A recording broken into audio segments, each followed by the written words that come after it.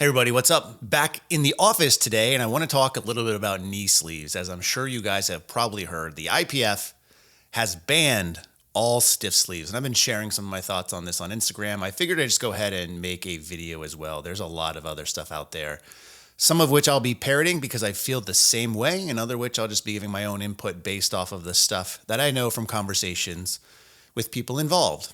A lot of this, though, is going to be speculation and just my own personal opinion, so take it with a grain of salt. And I think the first thing we need to start with is just talking about stiff knee sleeves in general. This video isn't about should stiff knee sleeves be allowed, because we're past that point, right? This is something that's been approved back in 2022 for the 2023 to 2026 timeframe within the IPF. So like if this conversation was happening before any of these things ever appeared on the list, I could get with you there. But the problem is that they were approved, they have been in use, they have then been rescinded, and it seems to be pretty egregious in how this has all come about and who is behind it potentially.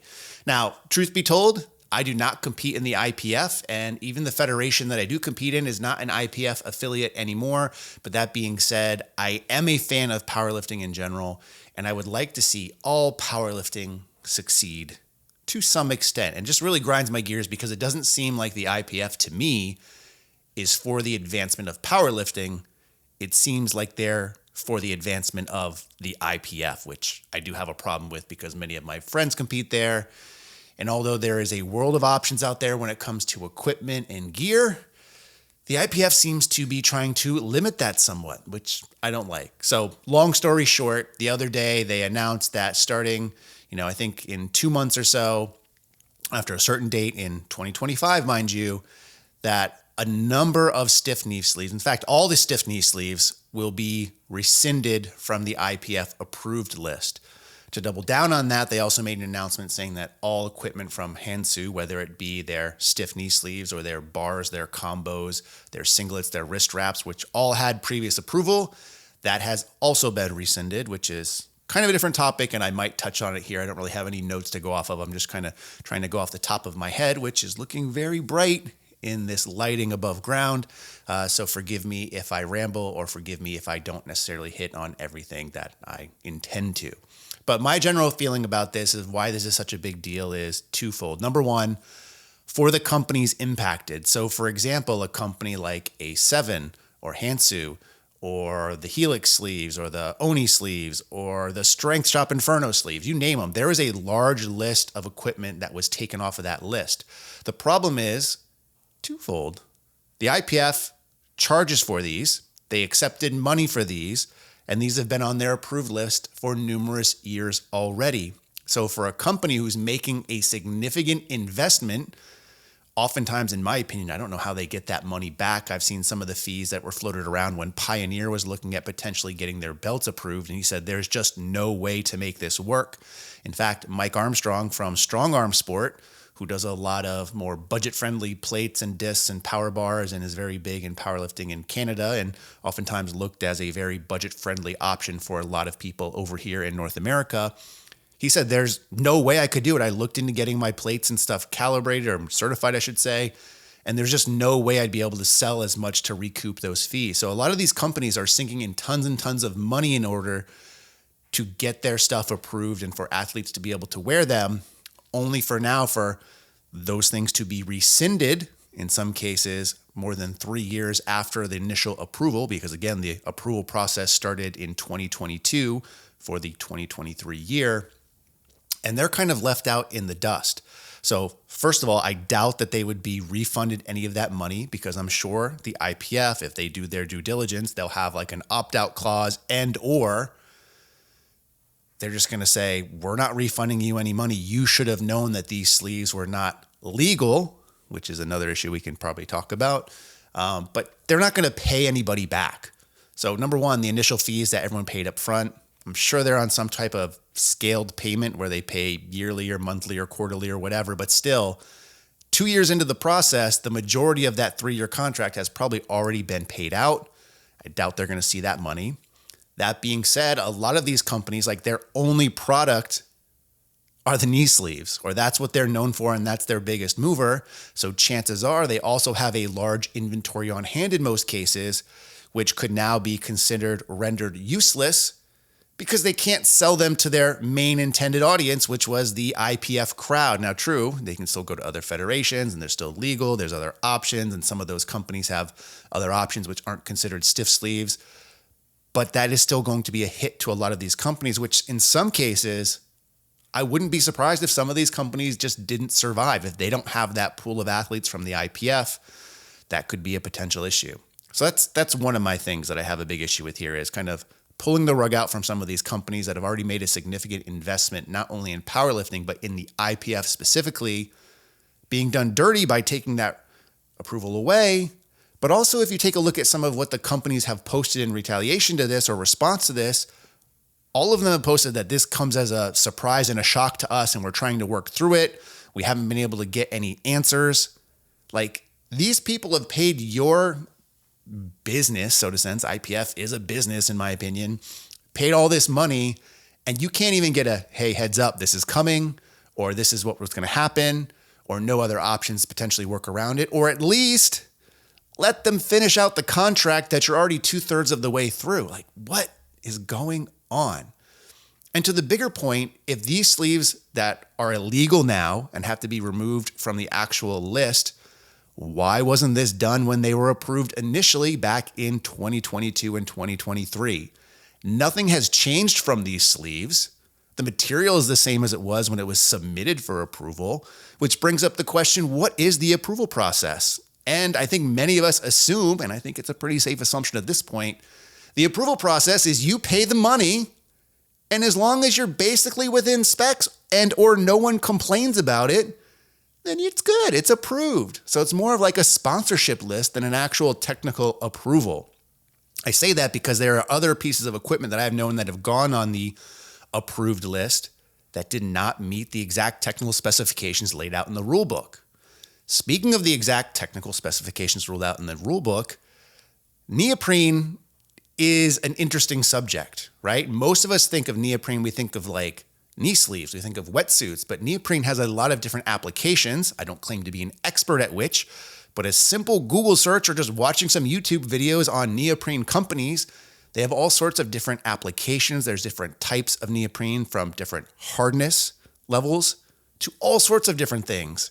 So just saying that it has to be, a 7mm neoprene single layer without any additional support or whatever the official rule is, that's very vague, because a lot of stuff could still qualify as being neoprene. So for the IPF to come out and say, we commissioned a report, which I have my feelings that someone else actually paid for and funded that report and provided those findings, SPD, but they don't tell you any of that. They're very vague in this response and why things were banned. Like, give us the details. Like, what's the criteria for you to consider something neoprene? Is it a percentage? Is it a weight? Is it a density? What? Because the way that it's outlined, a lot of things could still and should still be applicable to those things. So I don't like that at all. So if you want to get more specific, that's fine. But again, that should have all been predetermined or done beforehand, of giving approval, accepting people's money, having athletes go out and buy these and use these in competition for the past 2 years. Speaking of competitions, what about people who competed at the IPF world level and used equipment that has now been rescinded? What are you going to do with those records? Are they now null and void? What's the deal? We haven't seen anything about that. So I don't like that. So that's kind of my initial gripe, IPF and the companies impacted, let alone let's talk about the athletes impacted, because again, this is going to hurt a lot of people. And I say this because not everyone is as well off that they can just go out and spend $100 on knee sleeves all the time, right? I buy a lot of stuff. I have a lot of stuff. I like to invest in stuff. I will resell stuff that I don't end up using to get some money back to fund new purchases. But for the most part, a lot of people, whether they're not as financially well off, maybe they're younger, like they buy a pair of knee sleeves, that's their knee sleeves. They're not buying multiple pairs or have the funds to do so, nor do they want to do so. especially when the things that they bought were on an IPF approved list. And again, they may have been using for the past 2 years.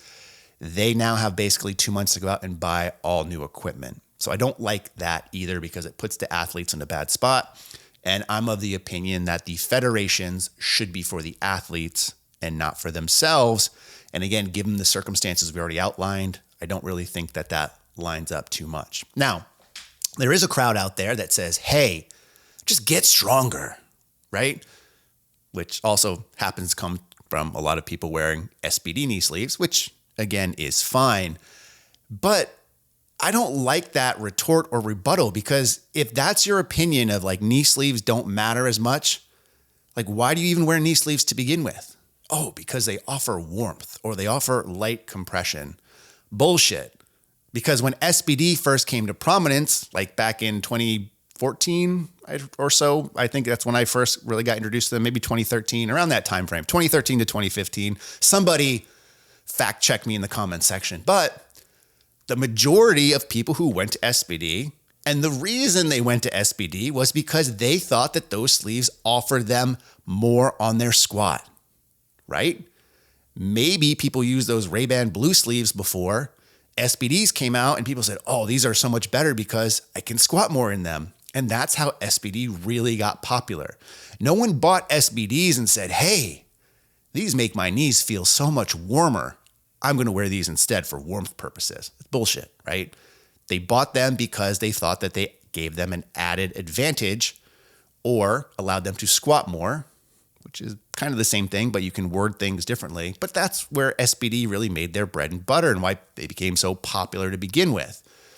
So to now turn around and use the argument that knee sleeves don't matter is a little bit hypocritical in my opinion. Because if that's your opinion, don't wear knee sleeves at all, or go back to the old Ray-Bans.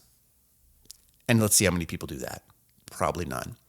Now, there is still a conversation about knee sleeves being available, right? So they didn't ban all knee sleeves. So a lot of people, myself included at times, kind of think SBD orchestrated this, which I do think they had a heavy influence in it leading to this. A lot of it is the IPF as well, because at the end of the day, they are the federation. But most of us think and believe that SBD, who is probably the premier sponsor of most IPF events in addition with Aleco, if your biggest sponsor and supporter, support is a good word talking about knee sleeves and being too stiff. Take a look at the Sheffield, for example. Shout out Pete Spence. Don't hate me because I'm making this video.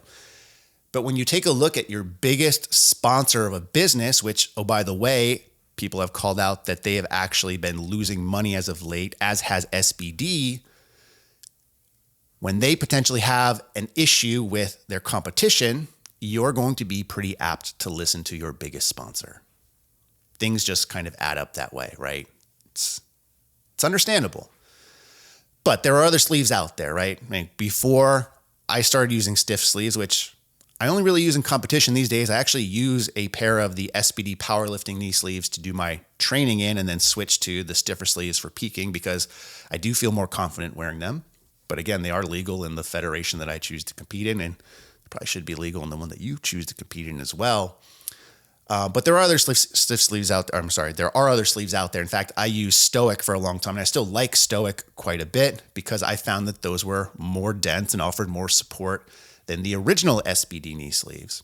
So there is other stuff out there, and there still are choices. But what I don't like is the way this went about in the fact that these things were approved for a couple of years beforehand. They were then taken away kind of instantaneously without any kind of well thought out plan behind it. So I just don't like it. And it kind of adds to why a lot of people dislike the IPF, which is a shame because if you want to compete at an international level, I do still think as of right now, it offers the best and not the only, but the best, most defined pathway for the largest amount of people. We'll see what the IDFPA ends up being in South Korea later this year, which I'm looking forward to because I think competition in that sense is good.